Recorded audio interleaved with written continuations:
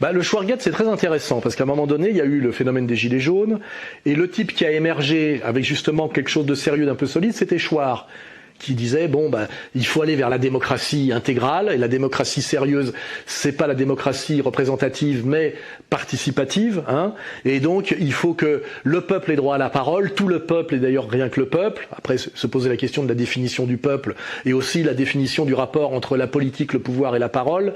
Enfin tout ça, il n'a pas eu le temps vraiment de le creuser, mais il était là pour incarner le sérieux et la légitimité des Gilets jaunes, parce que comme on est censé être dans des régimes démocratiques, personne ne pouvait dire il n'est pas question de donner la parole au peuple, et effectivement il est très respectable d'essayer de mettre plus de démocratie dans la démocratie. Personne ne pouvait dire espèce de pauvre con, qu'est-ce que tu crois? Et donc Chouard a atteint un prestige, une célébrité, qui posait un seul problème pour lui, c'était vous avez à une époque discuté avec Soral, et vous avez surtout validé que Soral était un résistant et donc n'était pas un mec d'extrême droite, et que selon d'ailleurs les catégories de Chouard, je luttais contre l'extrême droite réelle, qui est d'ailleurs la même que celle que j'avais dénoncée, que l'extrême droite c'était le pouvoir du capital parasitaire, financier, intégral et oligarchique, et que de ce point de vue-là, j'étais donc, si je prenais les catégories des gauchistes, un antifasciste conséquent. Soral, il est un résistant à la guerre.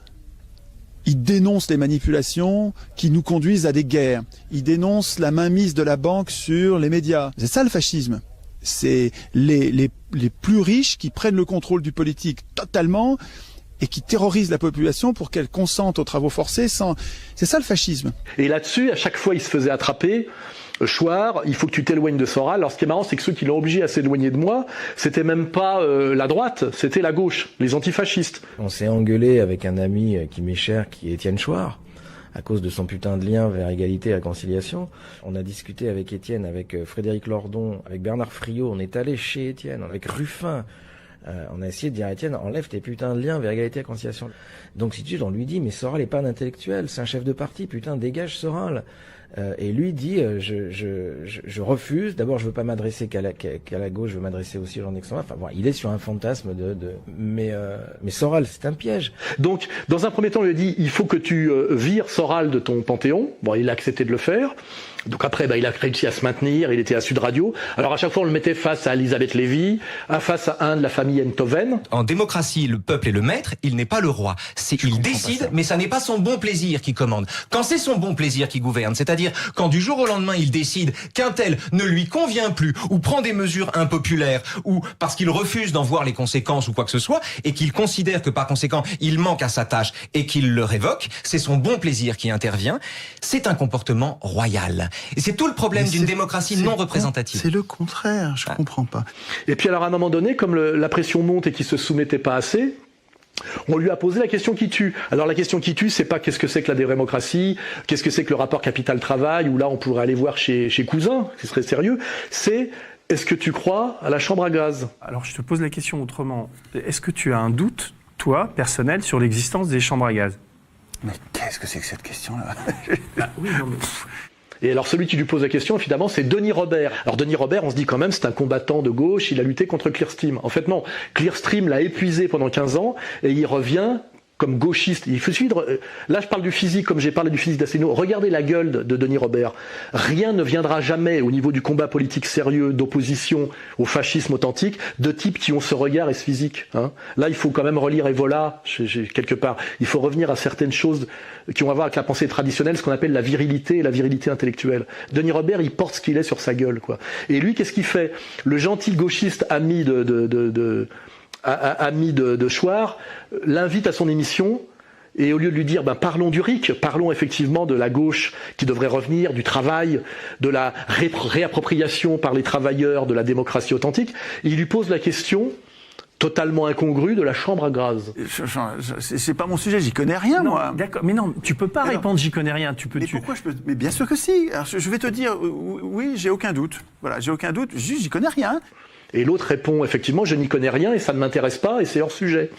Eh ben non, Denis Robert est là pour bien dire, non, c'est le sujet. Il va falloir que tu répondes, et pas que tu répondes que tu n'y connais rien ou que tu n'y crois pas, mais que tu te soumettes ici à la parce que c'est ça que ça veut dire. Je trouve ça dingue que tu dises que tu ne sais pas et que tu t'as pas pris le temps de te renseigner depuis, de lire des...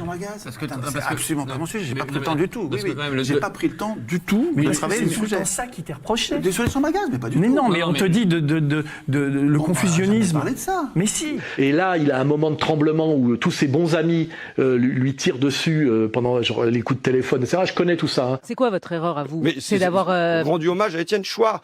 Même si je dis que, évidemment, c'est sur le référendum d'initiative citoyenne, mais voilà, là, il est pour le moins... Mais ce genre de vidéo, ça passe pas. Oui, mais moi, j'ai grandi avec mon ami Frédéric, un sac de billes de Joseph Joffo, au revoir les enfants, plus tard Arthur Koestler. Je considère pas du tout que la Shoah soit un point de détail de l'histoire, au contraire, ça a participé à ma construction. C'est pour ça que je dis à Chouard, t'as pas compris où étaient tes vrais ennemis, et t'as pas compris où étaient, comment dirais-je, ceux qui permettent au fascisme de se maintenir, hein. C'est-à-dire, voilà, t'as pas compris toutes ces catégories inversées, et là, tu vas pouvoir avoir tout le temps de le comprendre et de l'analyser tranquillement chez toi, hein. Voilà. Et donc l'autre, il a pas, comment dirais-je, il s'est pas prosterné devant immédiatement, sans condition, devant la religion de la Shoah. Et je rappelle que la religion, il n'est pas question de rationaliser. C'est du domaine de la foi. Tu crois ou tu ne crois pas. C'est pas une opinion, c'est un fait avéré. Et là, le Chouard, on lui donne une deuxième chance. Hein. Il retourne à Sud Radio, et là, il est face à Elisabeth Lévy, qui n'a strictement aucune légitimité pour être là. Quelqu'un qui dit « je ne suis pas sûr que les chambres à gaz aient existé », je ne demande pas qu'il soit exclu du débat public par la loi, je demande moi le droit de ne pas discuter avec lui parce qu'il n'y a pas de monde commun. Ça n'est pas une question de liberté d'expression, c'est une question de monde commun. Je ne suis pas du tout, mais pas le moins du monde négationniste. Pas du tout. Je pense que ce qui s'est passé pendant la Deuxième Guerre mondiale est littéralement une catastrophe, une dégueulasserie, quelque chose qui est très important pour l'humanité. Et là, effectivement, qu'est-ce qu'il fait? Il s'effondre, il se soumet totalement sous la pression, et il va jusqu'à traiter le professeur mort de menteur. Je ne suis évidemment pas négationniste ni antisémite. Les chambres à gaz sont une horreur absolue qui ont tué des foules d'innocents. Les mensonges de Forisson devraient être mieux contredits publiquement. La Shoah est une des pires atrocités de l'histoire humaine. Étienne Chouard, 12 juin 2019. Là, pour moi, il y a des choses de l'ordre du déshonneur.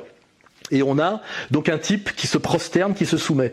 Donc, ce qu'on peut comprendre tout de suite, c'est qu'on ne fait pas la révolution en rampant, et que quand on veut s'opposer au pouvoir profond, on ne se soumet pas au pouvoir profond. Et surtout quand le pouvoir profond se nomme à toi.